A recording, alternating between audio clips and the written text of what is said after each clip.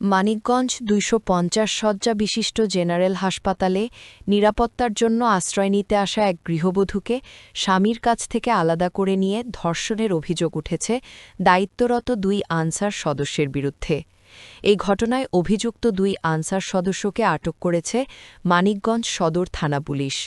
একই সঙ্গে তাদের আনসার ও গ্রাম প্রতিরক্ষা বাহিনী থেকে বহিষ্কার করা হয়েছে। রবিবার ১১ জানুয়ারি দিবাগত রাতে সদর হাসপাতালের নতুন ভবনের দ্বিতীয় তলায় এ ঘটনাটি ঘটে। ভুক্তভোগী নারী বর্তমানে হাসপাতালের গাইনি বিভাগে চিকিৎসাধীন রয়েছেন।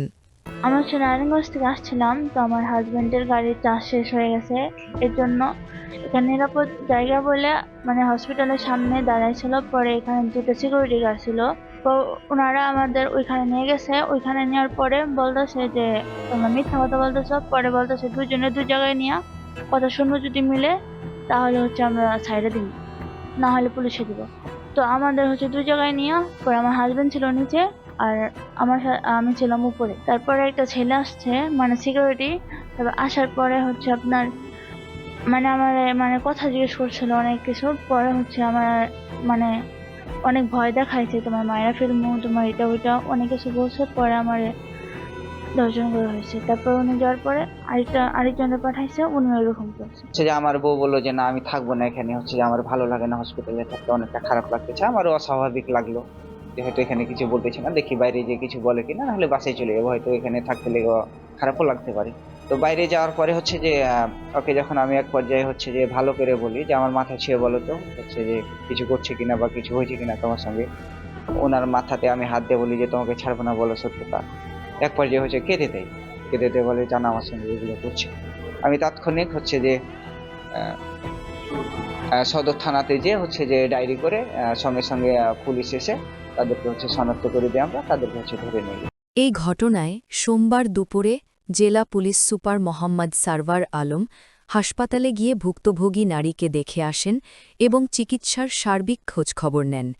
তিনি বলেন, বাদীর অভিযোগের ভিত্তিতে 2 আনসার সদস্যকে আটক করা হয়েছে। ভুক্তভোগীর স্বাস্থ্য পরীক্ষা ও চিকিৎসা কার্যক্রম চলমান রয়েছে।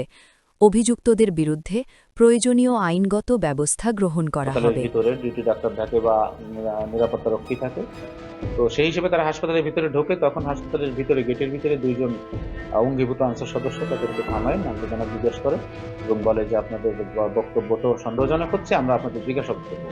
তখন একজন সদস্য পুরুষটাকে একদিকে নিয়ে যায় জিজ্ঞাসাবাদ করতে, আর একজন সদস্য মহিলাটাকে নিয়ে যায় জিজ্ঞাসাবাদ করতে। তাকে দোতলায় ওঠে ওইখানে বসে জিজ্ঞাসাবাদ করার নামে তাকে ধর্ষণ করে, যেটা ওই মহিলার বক্তব্য।